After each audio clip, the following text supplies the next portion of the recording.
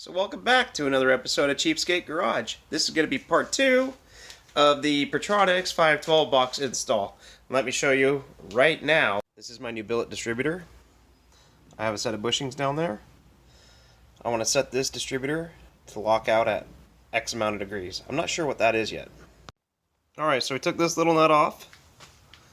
That little nut goes on there, and just above the nut is one of these 4 bushings. Now these bushings, they control your total advance. And then you use the springs that are in the kit to control how fast the distributor advances, if that makes sense. So I know right now the truck runs pretty good with it sitting right around 18 degrees of initial timing. So according to some charts that I looked up online, the biggest, the fattest bushing is going to be another 18 degrees. 18 and 18 is 36. Typically small block Chevys like to run around 36 degrees. So of a total advance, so I think I'm going to put in the fattest one that I got.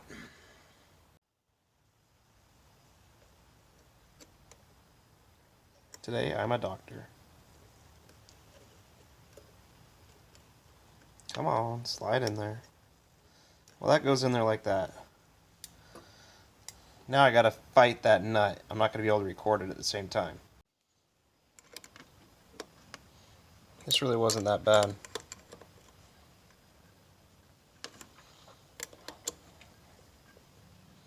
So right now, the biggest part about the distributor is if I have to change out that bushing, it's basically got to come out for me to change it, which is not the end of the world, but it could be worse. I mean, it's pretty easy to put a distributor in after you do it 17 times like I already did on the truck. So, alright, back to routing wires and getting it all figured out how it's going to lay out in the truck.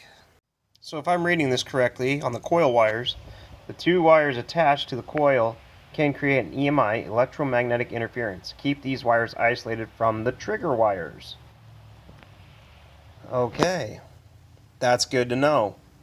So what this means is that the small black and the black with stripe white, black with white stripe, those 2 wires, those go to my coil. These violet and green for this distributor are going to be my pickup wires. I don't want to have those 2 running right next to each other. This is the extension cable, and most of it's got this extra dual shield on it. So I like that. And that's going to be connecting to those violet and green wires, which I'll show you. Violet and green wires. That cable connects to this. So I guess after all, this hole back here is going to be routing that through. Not such a big mistake after all. Basically when they say that is what they're saying is don't twist the 2 together. But, you know, just for sake of mine and ease of mine, I'm going to make sure that I keep them separated as far as I can. Just got a package from Amazon. I don't know who it was from, but apparently somebody's been tired of watching me use non-insulated crimpers on stuff. Check out what it is. We got crimping tool and a whole bunch of heat shrink connectors and stuff. Right on, whoever sent me that, I appreciate it. Perfect project to put them to work on. Got my grabber tool, we're gonna gently pull this through.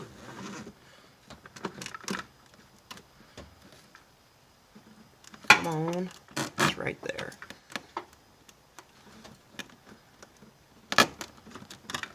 We got it. We got it through. Perfect.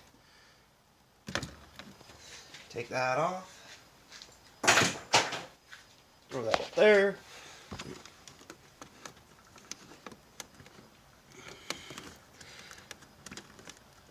Gently. Perfect. Perfectima. And this goes up to the distributor. So this has got to go to like right there somewhere. So if that came out of there, if that came out, there's that cover that goes like that. And if we route these wires, this is the other part of it. Let's just say we routed these out of there, way down there, And then we can route this one out the top and bring it to right over there. That might just work. Having this insulation covering and that, I don't think it's going to be any interference at all. But let's see how much we got left in the cab. Oh, quite a bit. Look at all that. Holy moly.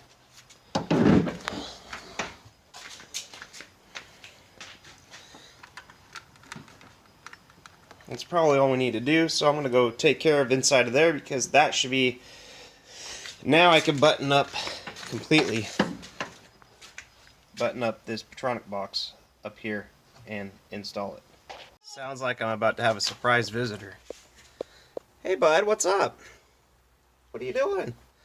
Yeah, we're playing trucks out in the garage. What are you doing? Having fun. Say hi, honey. Hi. Are we on YouTube? Yeah. Hi. Alright, so we got the PerTronix box right there, back in its little home. It's time to go and figure out the rest of the wiring under the hood. Alright, so I got my distributor cap off, all the wires are off, and I'm going to clean up all the wires, spark plug wires, make them look pretty again. But just want to take a video. It's pointed right there, so when I put it back in, the new one in, I want it pointed right there as well. So when you go to pull the distributor out, for those that don't know, see how it turned counterclockwise? And now that it's out, so when I go to put it back in, I want my distributor pointing that way. So I'm getting ready to drop this distributor in, and two things is that from here to here, it's clocked differently. You can kind of see that where it engages the oil pump at, it's kind of at a let's just call that the 1 o'clock position. And then if you come up here at the distributor, it's at the 12 o'clock position. So that's one thing. You're going to have to stick a long screwdriver way down in there and clock your oil pump so it'll receive it in there. Another thing is it has this adjustable collar on it. Now, is what I did is I went ahead, I loosened the collar up, and I dropped it all the way down in until this was bottoming out in there. And then I looked at it, and see that groove up there? Well, the top of the collar was meeting that groove. So what I did is I went ahead and I dropped it down just below that groove, because if I were to just tighten that collar up there, as soon as I went and clamped this into position, it would squeeze the gasket, creating friction or pressure, downward pressure on the oil pump, and that's not something that you want. So just be mindful of that when you go to install this distributor if you use this same distributor. So there we got the distributor. It's dropped back in. It's in its final resting spot. You can see down in there that collar is meeting the intake manifold like it should be. As soon as I put the clamp back on, it'll clamp down, pinching that gasket. But there should be enough tolerance there that it won't interfere with creating friction on the oil pump. So yeah, it's in its final resting spot, kind of like the Titanic. Just realized that I'm one spark plug wire short on this whole thing. I need one that goes from the coil to the cap of the distributor. Fantastic. Actually, I think I might have some parts here that I can make one if this one wire that I have left over is long enough. Well, I'm going to call it a night there. I got 4 wires. The gray's my tack. The black with a white stripe, I believe, is the coil positive. The black is the ground for the coil. And then the red is my keyed on power, which is going to go to my pink wire right here. And that one's going to get trimmed up. Yeah. And then I should be able to, after I get the spark plug wires on, I should be able to test fire this thing tomorrow and see what happens. Obviously, it's not going to be timed correctly, so when I first fire it up, it might run like crap. I'll have to retime it. And I got to go look through the instructions of the PerTronix and just see if it's see if they got a base program already in there for an 8-cylinder. I think they already do. I'm not sure. I think I read that though. But we're gonna pick this back up in the morning. So I'm back on the internet again, looking for a coil wire to power my distributor. can't find one anywhere. So that's just fantastic. But anyway, I'm going to keep on looking, and that's the last part that I need to be able to figure out where I'm going to mount my coil, because I didn't want like 47 inches of coil wire hanging around, and I didn't want, I don't know, that's just, it's where I'm at right now. So I got it all wired up. I got new coil here. I got to clean up these wires and hide them. Got my new coil wire. Ended up having to make it fit right there. No problems, but this is one of the ones that I went down to O'Reilly's and bought. That comes up to the distributor, and now it's time to fire it up. So before I go and fire it up, I'm going to go ahead and make sure I follow these directions. And right here, I want the mode always set to 0 for run. I got to have that set to 8-cylinder, 0, 0, and 0. So every time I want to go and program it, to my understanding is, like, I know I have the launch rev limiter. So that it'd be setting number 2. So on the mode, I would click the arrow to 2, and then over here I would dial the RPM that I want, and then I would cycle the ignition key. So just to be clear, for every program that I want to put into it, like the rev limiter, or the launch control, sorry. Rev limiter and launch control are the two main things that I want out of it right now. So I'd go to program number 2 is the launch control. I would sit there and I'd go with the ignition off, all power off, turn on the ignition control, or turn it to number 2 on the box, and then set what I want my launch to be at. I would cycle the ignition on. I should get some blinks out of the box. After the blinks go out, I cycle the ignition off, and then I return everything back to 0. And that's the way it should be. So for this first fire up, I just want it to run, and I want to reset my base timing.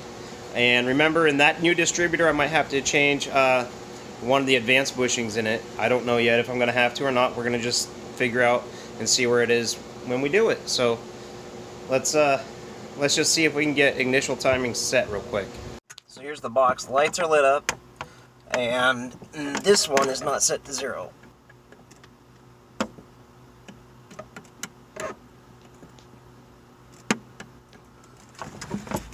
Now they're all set to,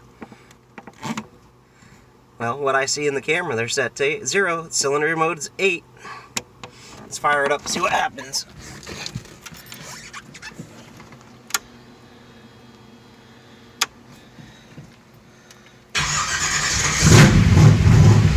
Yeah, my timing was close.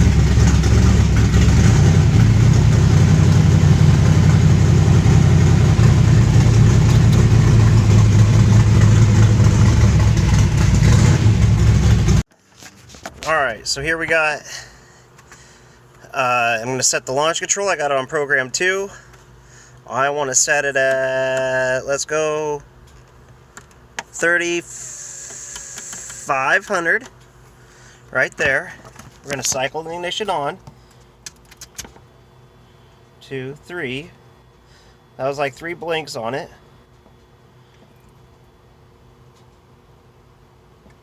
Now we can shut it back off. Set this back to 0.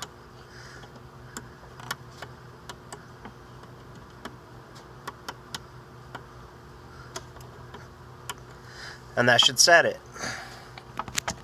Now let's say if I want to set the total RPM, let's set that. Let's go to number 1. That would be fatal RPM.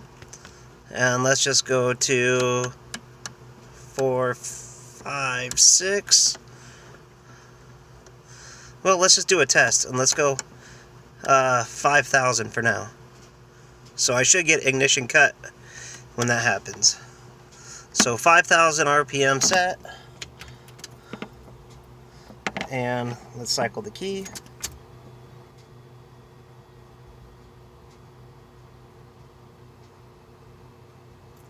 Okay, that should all be saved. The key is now off. Let's go back to 0. That's set to 0. And that's still set to 0. So let's fire it back up and see what happens when we hit What do we set the launch control at? 3,500? Let's see what happens.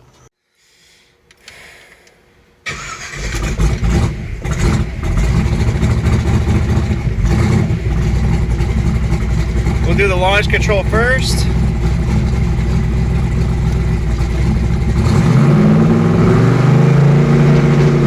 Yep.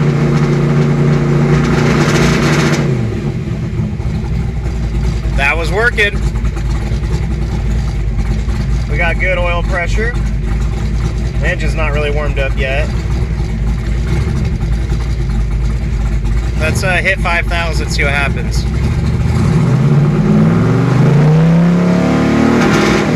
Yep. Perfect. And I'm in first gear. Trans brake still works. It's holding it. Let's put it back in the garage, get cooled down again.